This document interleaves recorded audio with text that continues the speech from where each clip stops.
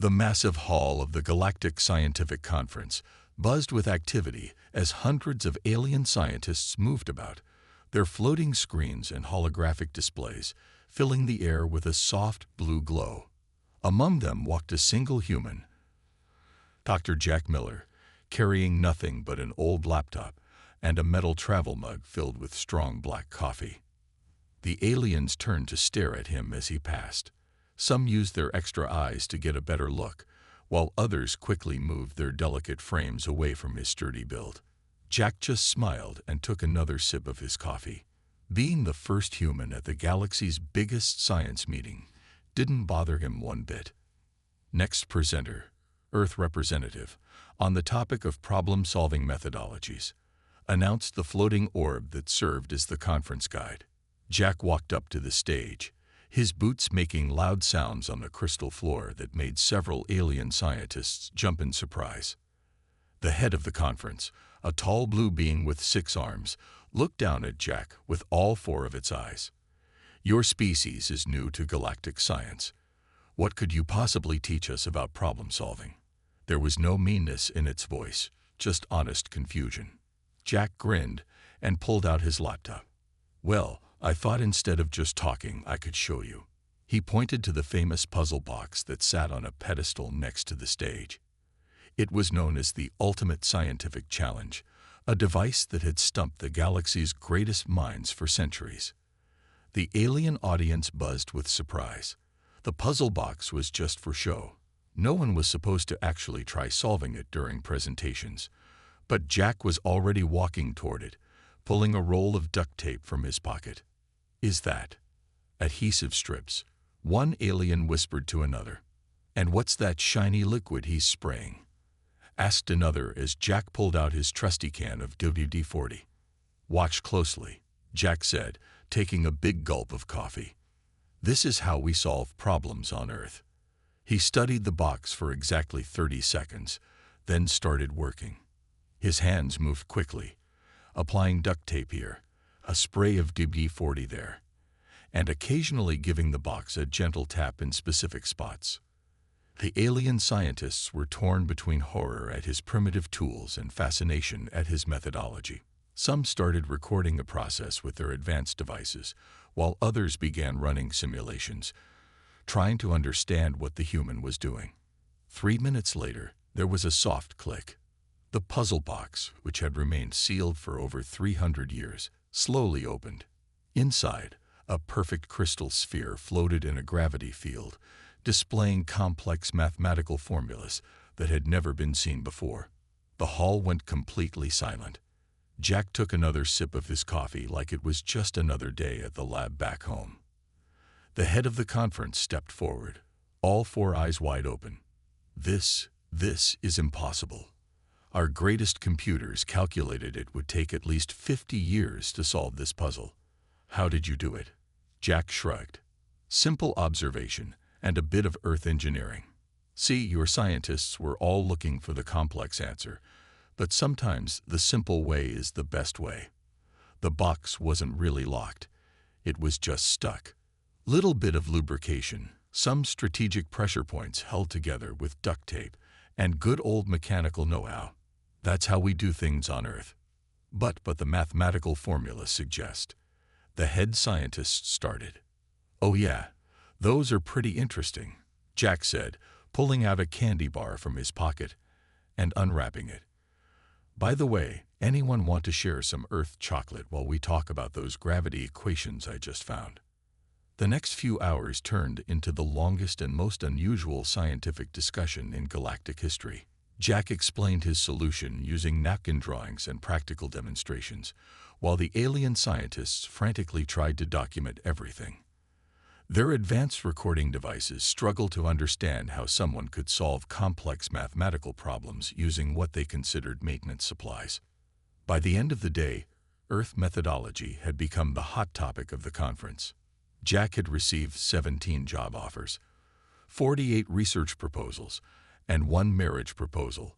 There had been a slight translation error, but he took it as a compliment anyway. As he packed up his laptop and gathered his remaining duct tape, Jack smiled. Humans had officially made their mark on galactic science, and he hadn't even shown them what he could do with a paperclip and chewing gum yet. The galaxy wasn't ready for that level of human ingenuity. At least not until after coffee break. 3 weeks after the puzzle box incident, Jack found himself staring through the window of a research ship at a planet that looked like a giant ball of rust. The Galactic Science Council had invited him to join their elite research team, and their first mission was to study this high-gravity world that had been giving scientists headaches for years. "The gravity is 3 times stronger than Earth standard," explained lead researcher Rob, a tall insect-like alien who had taken a liking to Jack. "Our environmental suits cost millions of credits each. We'll give you one before we land." Jack looked at the heavy-duty boots he bought at the local work-wear store back in Milwaukee. "Nah, I'm good. This is just like home during winter, except the color's different, and there's less snow." He patted his reinforced jacket, another Earth shopping mall purchase that had cost less than lunch at a fancy restaurant. The other scientists, wearing their shiny environment suits that made them look like expensive robots, stared at Jack like he had grown a second head. They had gotten used to his strange ways after he'd fixed their ship's coffee maker. They didn't drink coffee, but they loved the smell. But this seemed like pure madness to them. The ship landed with a soft thud on the red surface. Jack was the first one out, taking a deep breath through his simple filter mask. The higher gravity made his movements slower, but years of helping his uncle carry engine blocks in the garage had prepared him for this. "Fascinating," he said, picking up a rock and studying it. "The mineral structure is similar to Earth's iron deposits, but there's something else mixed in." He pulled out a small Earth microscope from his pocket, the kind kids used for science projects. "You can't analyze minerals with that primitive device," said one of the alien scientists, their voice coming through their suits' expensive speakers. "We need to take it back to the ship's lab for proper study." Jack held the rock up to the light. "See these blue streaks? Back home, we'd find similar patterns in old iron mines. But these ones are glowing a bit." He pulled out a candy bar wrapper from his pocket and held it near the rock. The wrapper started to shine with a soft blue light. The alien scientists crowded around, their suits' sensors going crazy. "Impossible. The rock is generating a type of energy we've never seen before." Rob's antennae were twitching with excitement inside his helmet. "Not generating," Jack corrected, taking a bite of his remaining candy bar. "It's reflecting something. Look up." He pointed at the planet's rings, barely visible in the red sky. "Those rings aren't just rocks. They're giant mirrors focusing the sun's light. And these minerals." He tapped the rock. "They're like natural solar panels." The team spent the next 6 hours collecting samples, with Jack leading the way. While the aliens struggled with their suits' automated collection systems, he used a simple hammer and chisel, moving carefully but confidently in the high gravity. "How are you not exhausted?" Rob asked, watching Jack climb down from a small hill with a bag full of rocks. The alien scientists had needed to rest 3 times already, even with their suits doing most of the work. "Grew up on a farm," Jack explained, laying out his samples. "Plus, I used to help my sister move her furniture every time she changed apartments.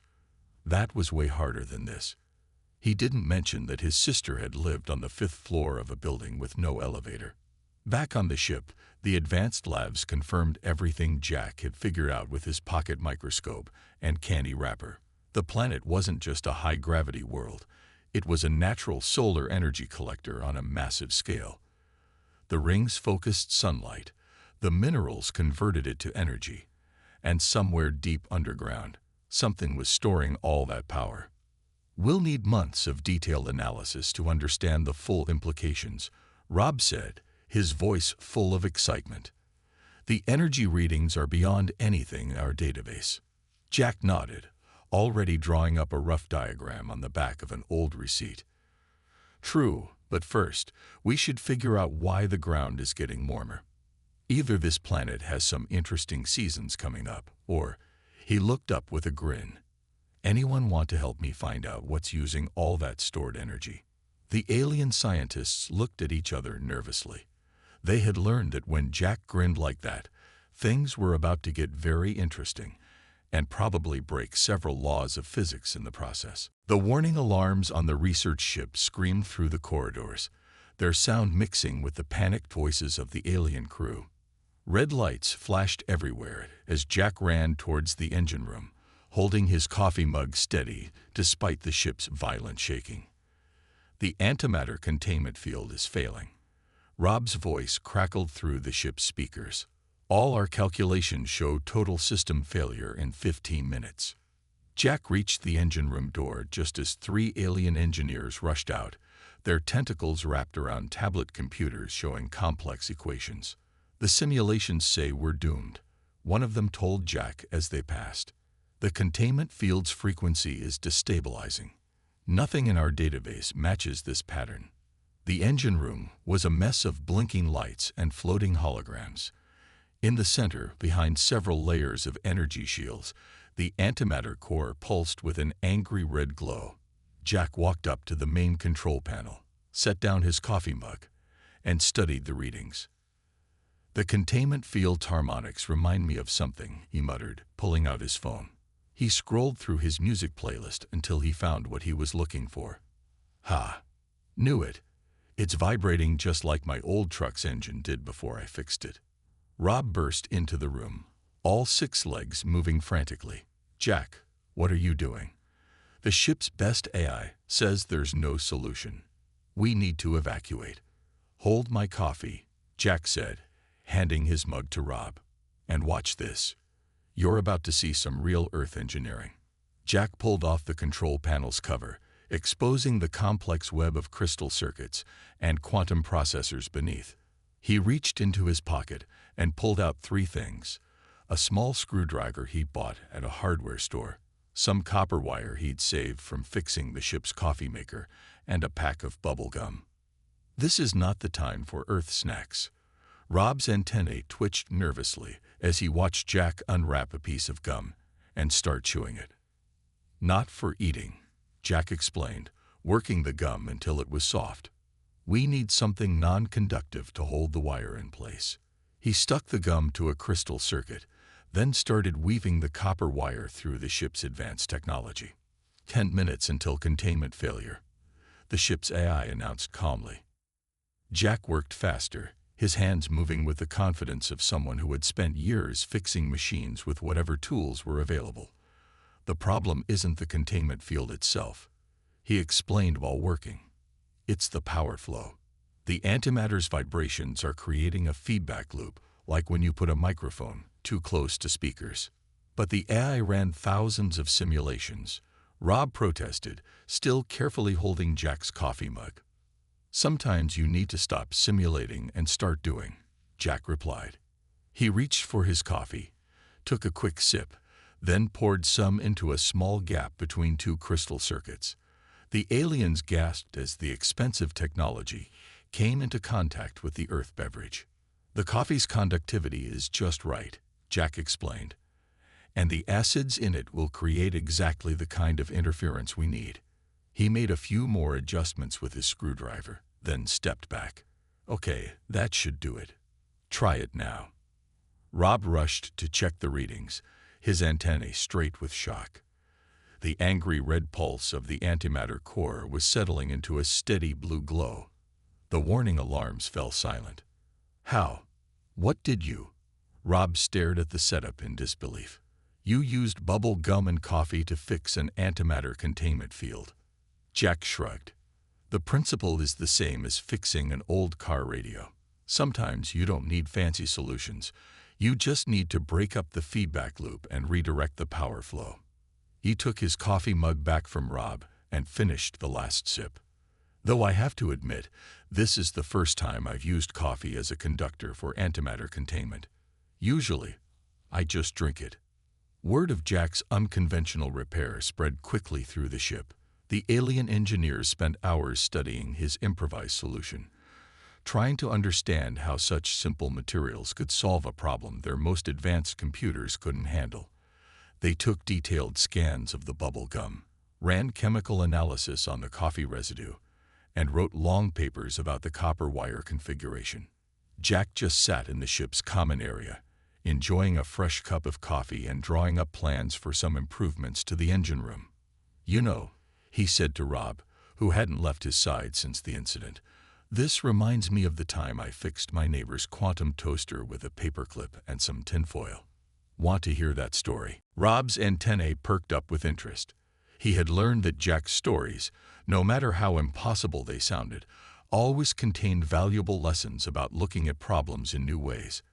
And somehow, they usually involved Earth beverages. The Galactic Science Council's main meeting room was packed with aliens of all shapes and sizes.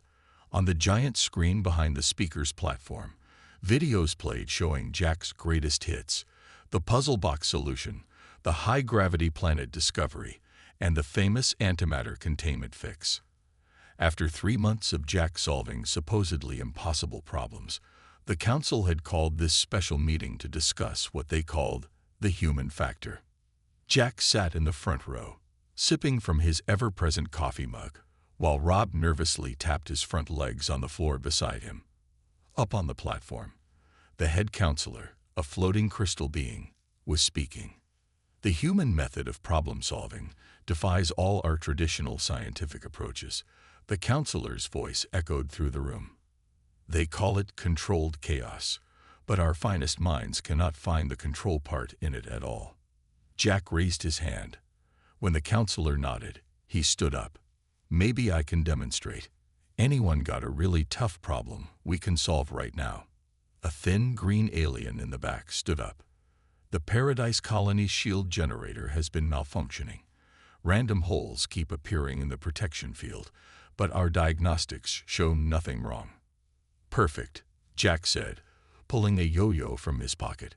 Several aliens flinched, probably expecting him to fix the generator with it. Instead, he started playing with it while thinking. "Tell me more about these holes. What shape are they?" The green alien blinked in surprise. "Round, about 3 meters wide. They appear for exactly 2.3 seconds, then vanish." Jack nodded, the yo-yo going up and down as he thought.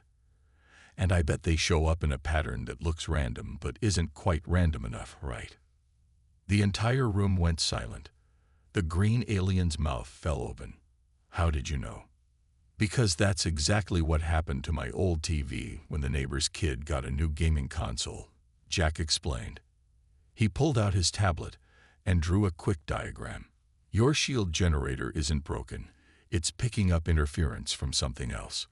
Probably another piece of technology that's supposed to be harmless, but isn't playing nice with the shields." The council members started muttering among themselves as Jack continued explaining, still playing with his yo-yo. "Check for any new devices installed in the colony in the last few months. Probably something that sends out pulses every few seconds, like a weather monitor or a communication booster." 2 hours later, the green alien called back. They had found the problem. A new automated cleaning system was sending out sonic pulses that matched the shield's frequency. The Paradise Colony was safe, and Jack hadn't even needed to leave his seat. "This is exactly what we need to discuss," the head counselor said after the excitement died down. "How do humans make these connections? What is the scientific principle behind using a child's toy to help solve complex problems?" Jack put away his yo-yo and stood up again. "It's not about the toy. It's about letting your mind work on the problem while keeping your hands busy. Back on Earth, some of our best ideas come when we're doing something simple and repetitive." He walked up to the platform and faced the council. "You all trust your computers and simulations so much that you forget to trust your own minds. Sometimes you need to step back, let your thoughts wander, and remember similar problems you've solved before." A blue alien with multiple arms raised several of them. "But how can we trust solutions based on playing with toys and remembering old TV problems?" "That's where the controlled part comes in," Jack explained. "You start with solid scientific principles, in this case, wave interference patterns. Then you let your mind make connections to similar problems you've seen. Finally, you test your idea before implementing it. It's not chaos. It's just being open to inspiration from unexpected places. The council chamber buzzed with discussion. Some aliens were nodding thoughtfully, while others looked skeptical. Jack noticed a few of them had started fidgeting with small objects while they thought, unconsciously trying out his method. Rob, who had been quiet until now, suddenly spoke up. I've been studying human scientific methods for the past 3 months. What looks like chaos to us is actually a different kind of order. Humans don't just solve problems. They recognize patterns across completely different fields of study. Jack grinned. Exactly. And the best part is, anyone can learn to do it. You just have to be willing to look silly sometimes and trust your instincts along with your data. He pulled out a pack of playing cards. Now, who wants to learn about how shuffling cards relates to quantum probability theory? The council meeting turned into an impromptu workshop, with aliens of all species learning to think in new ways. By the end of the day, 3 major scientific problems had been solved. 5 new research projects had been started, and the council's coffee machine had never been busier. The biggest research station in the galaxy, normally a place of quiet study and careful experiments, was in complete chaos. A strange purple bubble floated in the middle of the main lab, slowly growing larger and eating everything it touched. The station's AI had run 1,000,000 simulations and declared there was no solution. The space-time anomaly would consume the station within 6 hours. Jack stood at the observation window, drinking his coffee and squinting at the bubble. Something about its movement seemed familiar, but he couldn't quite place it. Behind him, 3 other human scientists had just arrived through emergency teleport, brought in to help with the crisis. That pattern, said Tom, a video game designer turned physicist, reminds me of the old Space Invaders game. Look at how it pulses before expanding. And the way it moves, added Mike, who had been a car mechanic before becoming a scientist, is just like the air bubbles in a car's cooling system when there's a blockage. The third human, Anna, who taught high school science when she wasn't solving space mysteries, pulled out her phone. Hold on, let me show you something. She started playing music, and everyone watched as the purple bubble seemed to dance to the beat. It's responding to sound waves, Jack exclaimed, nearly spilling his coffee in excitement. Just like in those old science videos where they put cornstarch and water on a speaker. The alien scientists watched in confusion as the 4 humans huddled together, talking quickly and drawing diagrams on napkins. They mixed technical terms with references to old movies, video games, and everyday problems in a way that made no sense to anyone else. The anomaly is similar to a non-Newtonian fluid, Anna explained to Rob, who had become the official human alien translator. Like when you mix cornstarch and water, it changes properties based on how you interact with it. And it follows gaming logic, Tom added. Each pulse comes in a pattern, just like enemy attacks in classic arcade games. We can predict when it will expand. Mike pulled out a wrench from his toolbox. If we treat it like a blockage in a pipe system, we might be able to force it to move where we want it to go. The alien scientists looked horrified at the idea of using a wrench near delicate space-time fabric, but Jack was already building on the idea. We need to set up sound waves at specific frequencies to contain it, like a fence made of music.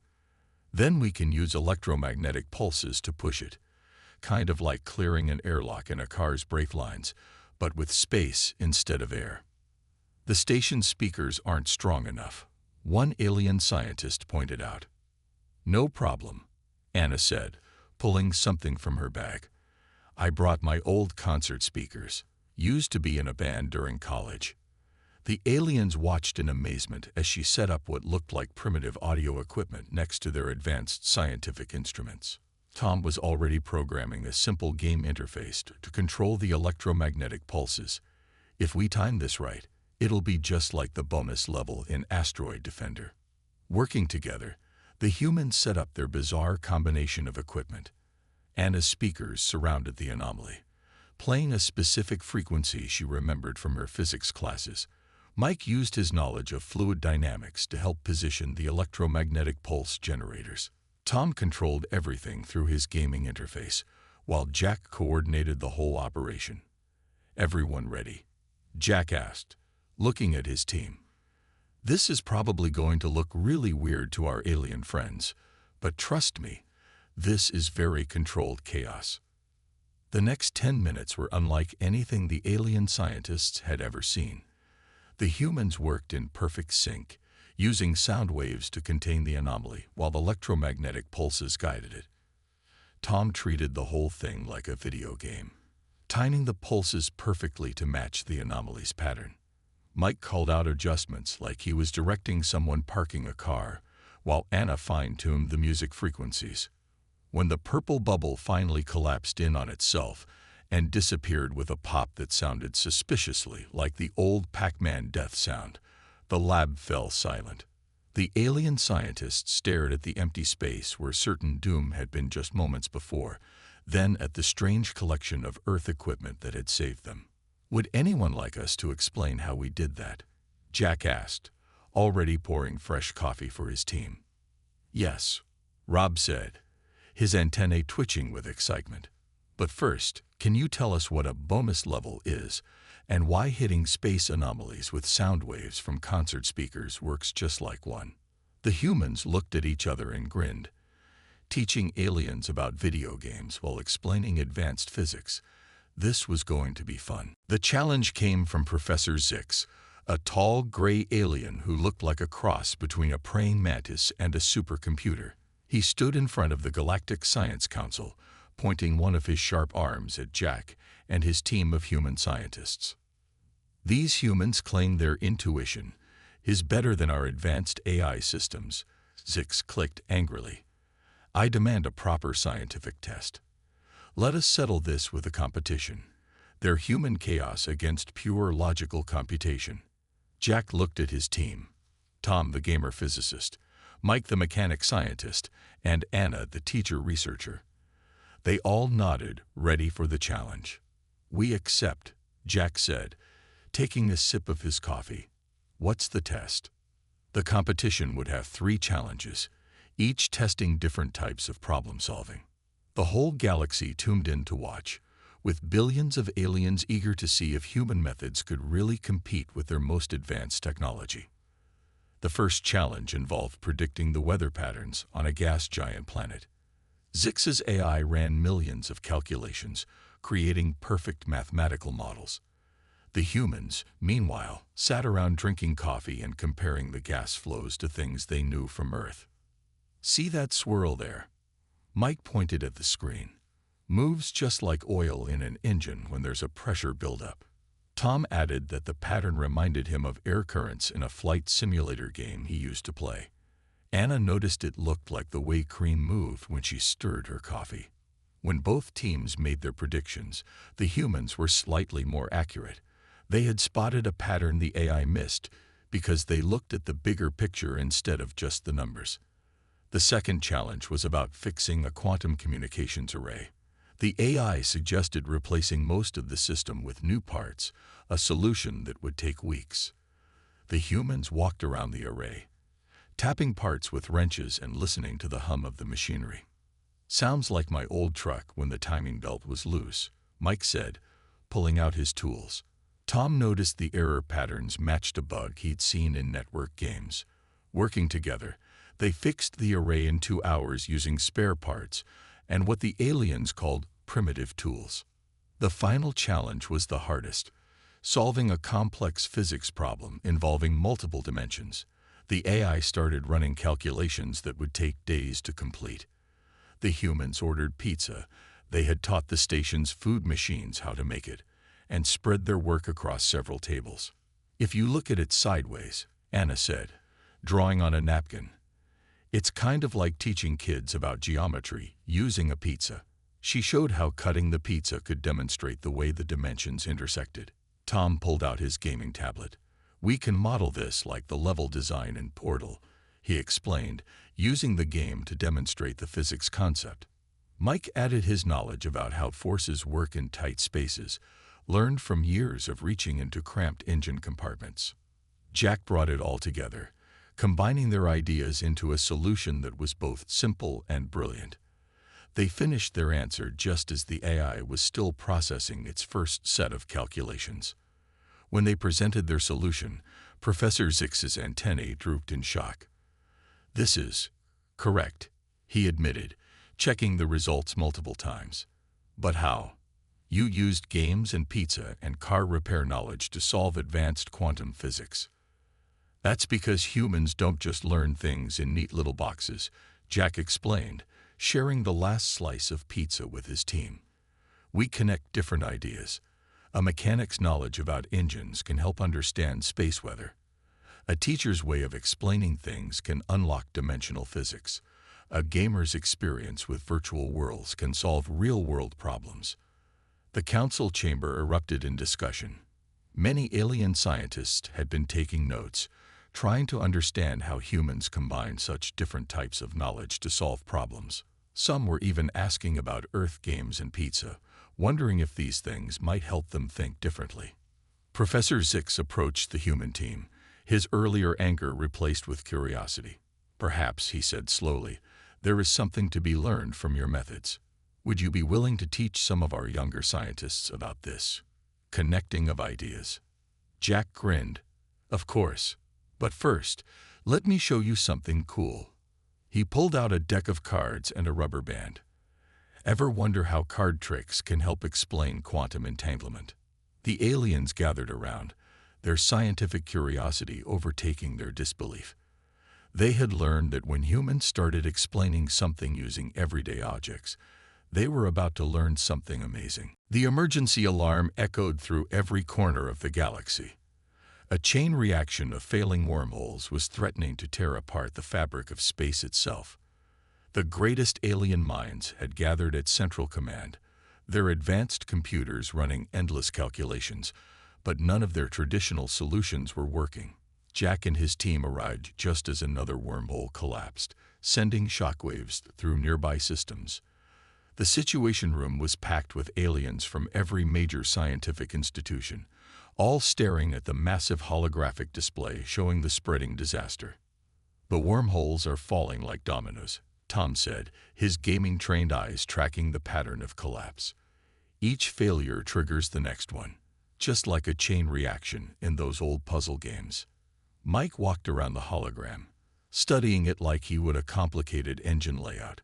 "Reminds me of when a single bad spark plug messes up the whole firing sequence. You can't just fix each cylinder. You need to reset the whole system." Anna, who had taught countless students about chain reactions using everyday examples, nodded in agreement. "It's like when you drop one grain of rice into a pattern of standing dominoes. Once it starts, you can't stop it by catching each domino. You need to break the pattern." The alien scientists watched in confusion as the humans huddled together, drawing diagrams on whatever they could find. Napkins, old reports, even the wrapper from Jack's last candy bar. They mixed references to games, cars, cooking, and teaching in a way that seemed random but somehow made sense. "Okay, here's what we're going to do," Jack announced, holding up a coffee-stained napkin with their plan. "We're going to treat space like a giant engine with multiple cylinders. Each wormhole is like a spark plug, and right now they're firing in the wrong order." "That's not how space works," Professor Zix protested, but he had learned enough about human methods to keep listening. "The pattern of collapse follows gaming logic," Tom explained, pulling up a simulation on his tablet.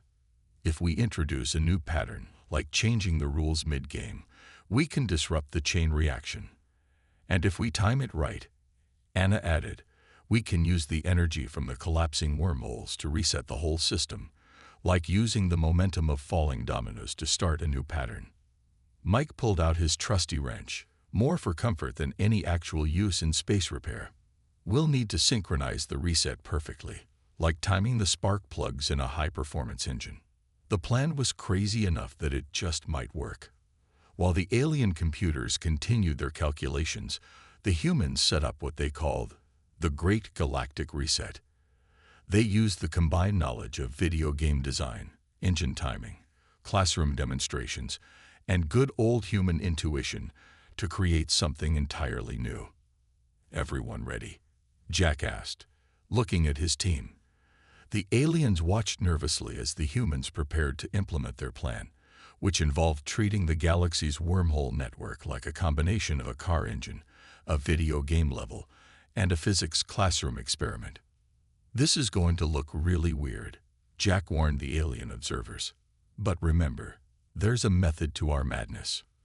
What followed was the most unusual display of scientific work the galaxy had ever seen. Tom used his gaming skills to predict and counter each wormhole collapse. Mike applied his knowledge of engine timing to synchronize the energy pulses. Anna coordinated the whole thing using techniques she'd developed for keeping students focused during complex experiments. And Jack, drawing on everything he'd learned about both human and alien science, brought it all together. He directed the team like a conductor leading an orchestra, if the orchestra was playing a symphony of controlled chaos across space and time. When the last energy pulse faded and the holographic display showed all wormholes returning to normal, the control room erupted in cheers, both alien and human. They had done it. Human chaos theory had saved the galaxy. In the celebration that followed, the Galactic Science Council made a historic announcement. They were establishing a new department, the Institute of Human Chaos Theory and Applied Common Sense. Jack and his team would lead it, teaching others how to combine practical experience, creative thinking, and solid science. "Just remember the most important rule of human science," Jack told the first class of alien students, holding up his coffee mug. "Sometimes the best way to solve a problem is to stop thinking like it's impossible. Start thinking like it's just another puzzle waiting for the right combination of knowledge, whether that knowledge comes from fixing cars, playing games, teaching kids, or just watching how cream swirls in your coffee." The aliens nodded, each holding their own cups of coffee. They had finally started drinking it, ready to learn the art of controlled chaos from the species that had turned "Hold My Beer" into a revolutionary scientific principle. Last edited 6 hours ago.